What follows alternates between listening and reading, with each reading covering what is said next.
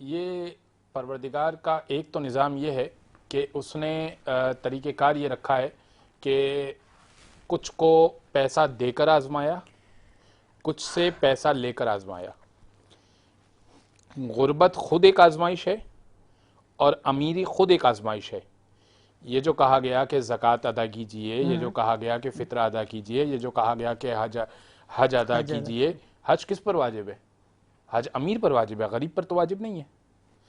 अगर पैसा मालो दौलत इतना है वलिल्लाहि अलल नास हिज्जुल बैत मन इस्तता इलैहि सबीला, कि इंसानों के लिए हज बैतुल्लाह है, मन इस्तता इलैहि सबीला, जो इस्तिताअत रखता हो, यानी मालदारों के लिए हज है।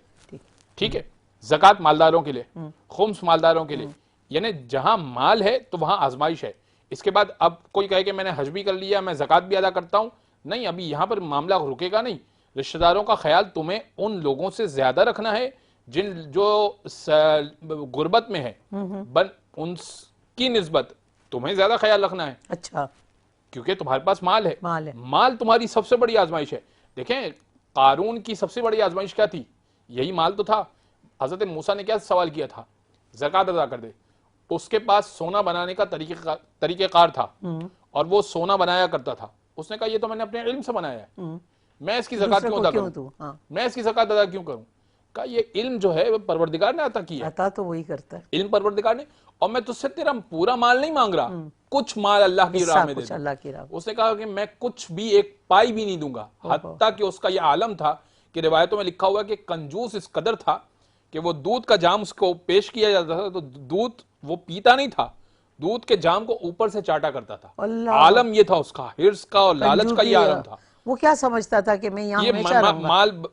और फिर परवरदिगार कहता है कि हमने कारून को उसके माल समेत धसा दिया। अल्लाह, कि पहले वो घुटने तक धसा, इसके बाद वो आधे धड़ तक धसा और उसके बाद पूरा माल समेत वो धस गया। तो क्या क्या बचा? जिसको माल दिया, माल देकर आजमाया। हाँ। जिसके पास माल नहीं है उससे भी आजमाया कि कहीं तुम कुफरिया कलमात बोल के तो नहीं अपने आप को, या अपना बाज लोग गुनाहों में पड़कर किसी शॉर्ट तरीके से या इस तरीके से पैसे कमा लेते हैं। चोरी डकैती कर सकते हैं। हाँ। मिसाल के तौर पर जिनाकारी कर सकती है कोई खातून, कोई लड़की, कोई जवान। तो अब इनके लिए ये रास्ते खोले, ये उनकी आजमाइश है। तो गरीब के लिए ये आजमाइश है, अमीर के लिए ये आजमाइश है। दोनों के लिए अल्लाह ने आजमाइश का रास्ता रखा है।